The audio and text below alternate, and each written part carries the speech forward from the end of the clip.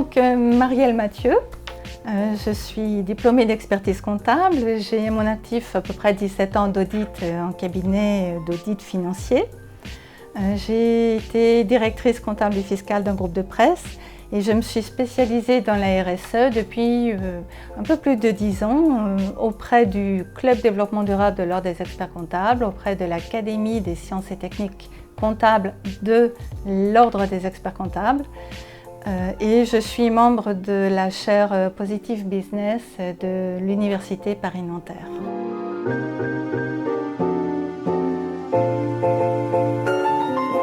Le naturel, la référence à la nature, c'est une perception très humaine où l'homme se distingue de la nature en fait, considérant qu'il n'en fait pas partie. En fait, c'est toute la tragédie de l'Anthropocène où l'homme considère qu'il y a lui et puis il y a la nature. Donc, ce qu'il nomme capital naturel en ce moment. La nature, c'est un ensemble d'éléments inertes ou vivants. C'est un ensemble d'énergie, c'est un ensemble d'interactions, c'est une dynamique vivante. Donc, elle ne peut pas véritablement être définie. Elle n'est pas quantifiable en elle-même. Elle n'est pas cernable. On ne peut pas en définir un périmètre. Donc, l'idée de pouvoir la comptabiliser, déjà en soi, est difficile à appréhender. Donc, il vaut mieux cibler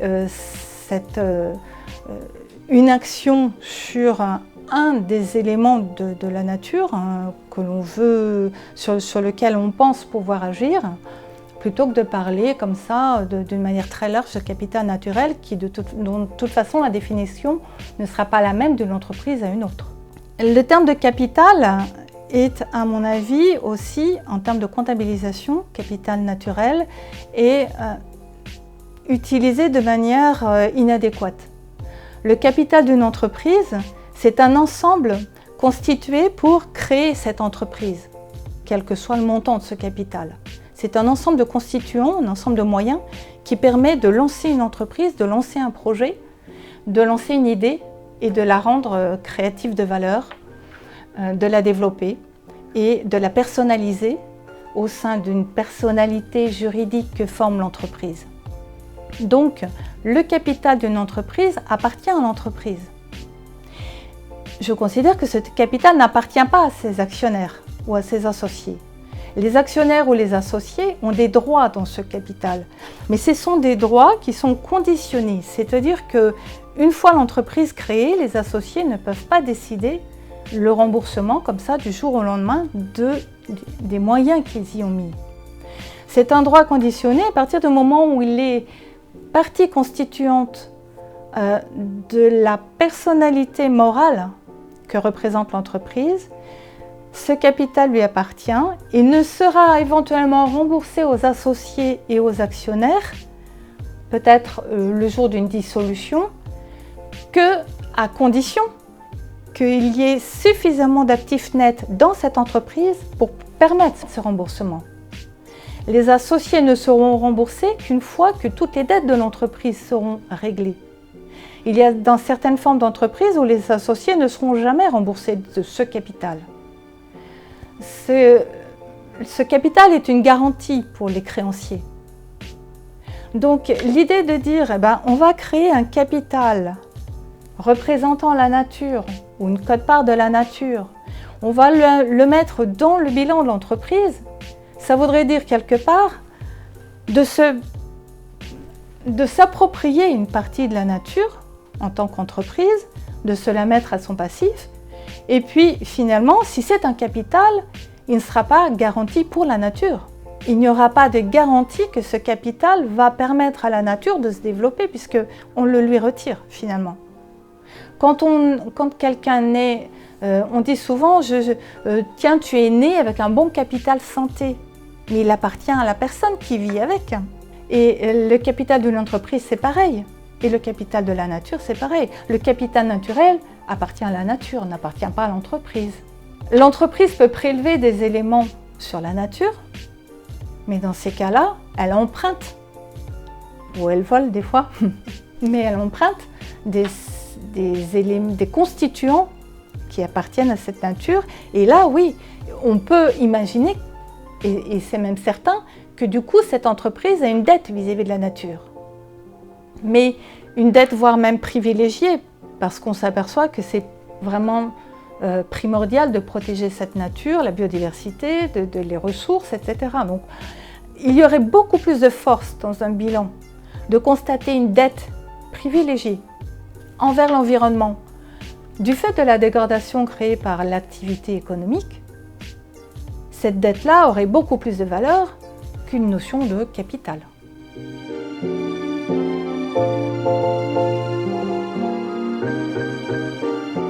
Déjà, le fait de comptabiliser quelque chose dans un état financier, c'est un constat juridique.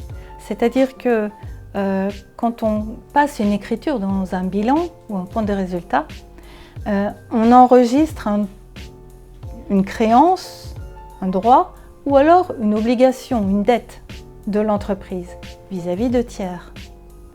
Donc, le fait de constater comptablement un élément que l'on financiarise et que l'on monétarise et que l'on insère à l'intérieur même des états financiers, constate une responsabilité juridique, dans un sens ou dans l'autre.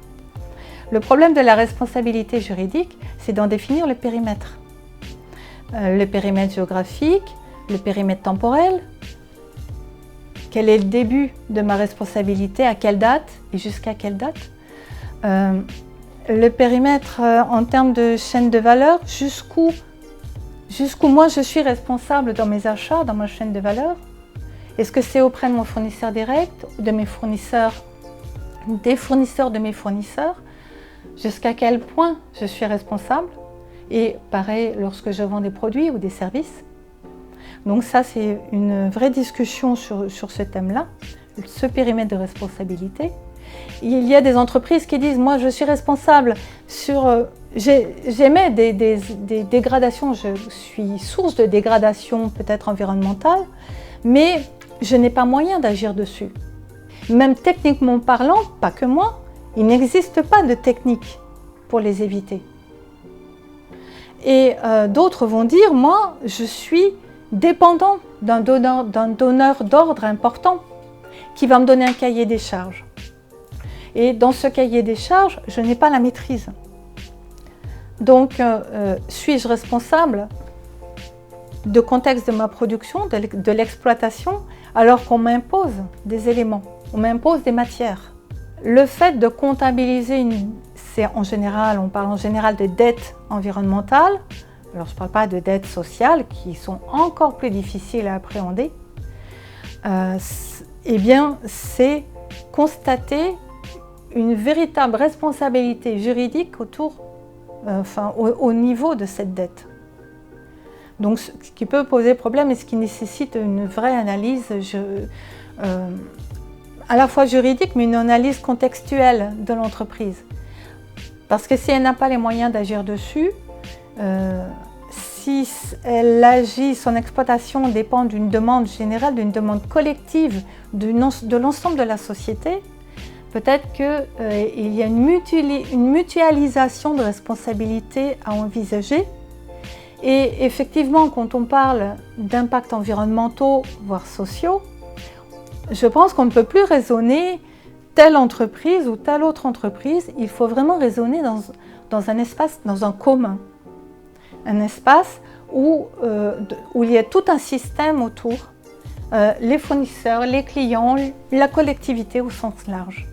Le fait ensuite de proposer, comme certains font dans des propositions de compta dites environnementales, en général, ils proposent de modifier les états financiers. Au-delà de l'aspect de responsabilité, moi je pense que les états financiers en eux-mêmes, tels que le plan comptable ou même les normes IFRS, qui sont peut-être moins satisfaisantes sous plusieurs angles, mais a quand même le mérite d'avoir une logique propre. Et son existence permet d'éviter certaines déviances. Ça permet une comparabilité. Les états financiers sont quand même établis en fonction de principes comptables fondamentaux. et de vouloir bouleverser ces principes comptables fondamentaux au titre d'imposer une action vis-à-vis de l'environnement, par exemple, est, à mon avis, un mauvais raisonnement. C'est un petit peu comme si vous vouliez monter un orchestre, que vous n'aviez qu'un violon, et que vous décidiez de ce violon ne me suffit pas, je vais le transformer en piano. Ça ne va pas résoudre votre problème. Vous n'aurez ni le son du violon, ni le son du piano. Là, c'est la même chose pour la comptabilité environnementale quand on décide de chambouler la logique actuelle financière. Finalement, qu'est-ce qui est le plus critiqué? Est-ce que c'est la comptabilité elle-même ou est-ce que c'est l'usage de la comptabilité? Est-ce que c'est l'outil qu'on doit critiquer ou est-ce que c'est l'utilisation déviante de cet outil? Pourquoi la comptabilité est critiquée? C'est parce que les financiers jusqu'à présent avaient tendance à utiliser essentiellement la notion de résultat financier, résultat comptable, comme curseur pour agir. Je pense qu'il faut quand même garder cette dimension financière parce qu'elle répond, parce qu'elle permet quand même de tramer un certain nombre, des relations économiques dans la société, mais la compléter par une information probablement monétarisée sur certains aspects, la compléter de façon à pouvoir mettre en concurrence cette valeur environnementale, pour l'instant de la nature environnementale au sens large, non prise en compte par rapport à la valeur financière. Parce que ce qu'on veut, c'est contrebalancer l'usage des éléments financiers et pas complètement chambouler ces éléments financiers qui, encore une fois, ont leur propre logique et utilité fondamentale aussi.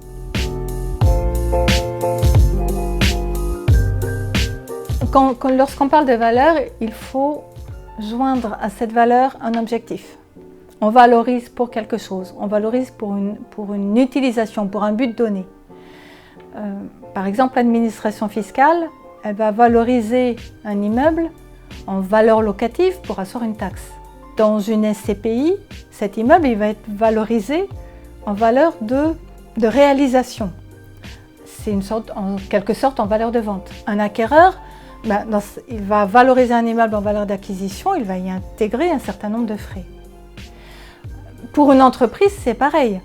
Le bilan d'une entreprise, il est arrêté dans une perspective de continuité d'exploitation. Une entreprise qui se rapproche d'une date de dissolution, quelle qu'en soit la raison, le bilan va être valorisé en valeur liquidative. Donc on va revoir les valeurs qui sont comptabilisées. Donc on ne peut pas parler de valeur sans parler d'objectif. Qu'est-ce qu'on va en faire? Pourquoi on va valoriser? En matière environnementale, pour valoriser les éléments liés à la dégradation environnementale, alors sociale c'est encore plus difficile, l'idée ça va être d'affecter une valeur à ces éléments pour l'instant non pris en compte dans les états financiers, de façon à les rendre concurrentiels aux valeurs financières et intégrer un processus de décision. Il faut donc que cette valeur soit une valeur de décision, une valeur de dissuasion ou une valeur qui va inciter à l'action. Le plus intéressant, c'est la valeur qui incite à l'action. En matière financière, pour inciter à l'action, il faut prouver que la propension de polluer ou de dégrader un milieu environnemental ou les ressources, cette propension-là est plus impactante que le coût que l'entreprise devrait mettre en œuvre pour limiter cette dégradation environnementale ou pour la réparer. Donc, il faut arriver à trouver un consensus sur cette valeur qui permettra de dire à l'entreprise, vous pouvez, il vaut mieux investir, il vaut mieux organiser toute son exploitation en faveur du maintien environnemental, parce que si vous ne le faites pas, le profil de votre entreprise, son image, va être encore plus dégradée que la charge qui pourrait éventuellement impacter votre résultat financier. Donc ce sera une valeur consensuelle. Et cette valeur, elle devrait être, à mon avis, exogène à l'entreprise. Ce doit être une valeur qui définie par une collectivité ou par une réglementation qui, finalement, quelque part, représente une collectivité. Elle doit être définie dans un commun culturel, c'est-à-dire qu'un élément n'a pas la même valeur dans un ensemble culturel donné par rapport à un autre. Donc, la valeur sera définie par rapport à un périmètre géographique et culturel et de manière exogène, de façon à ce que ce ne soit pas à l'entreprise elle-même de s'auto-évaluer sa valeur. Le fait ensuite de définir une valeur globale qui est quelque part l'esprit de la valeur tutélaire carbone, au-delà d'une utilisation potentiellement fiscale à terme, l'idée c'était quand même de dire qu'il faut que cette valeur incite à l'action. Il faut que l'inaction apparaisse comme plus dommageable que l'action en réparation. Donc que cette valeur soit indépendante aussi de toute spéculation, qu'elle soit donc encore une fois imposée et pas forcément à destination d'un marché. Même le plus loin possible d'une idée de marché ou d'échange.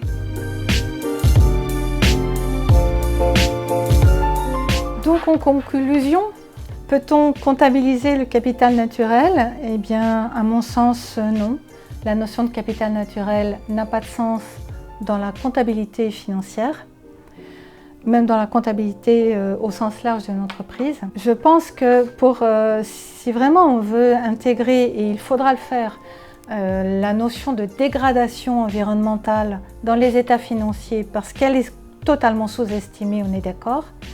La notion de dette, c'est une dette.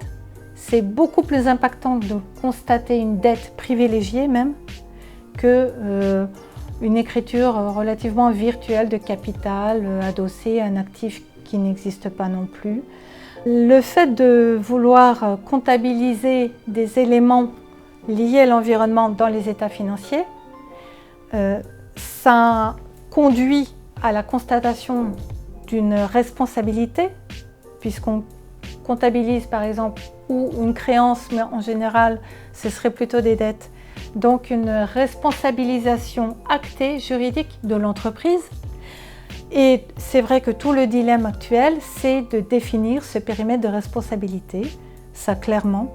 Ça nécessite une analyse complète de la chaîne de valeur, une analyse complète du business model et des relations avec les tiers, avec les parties prenantes et avec les donneurs d'ordre. Et aussi la relation au sein d'un groupe, relation mère-fille notamment. Donc ce sont des analyses juridiques. Quant à la valeur de cette dette, alors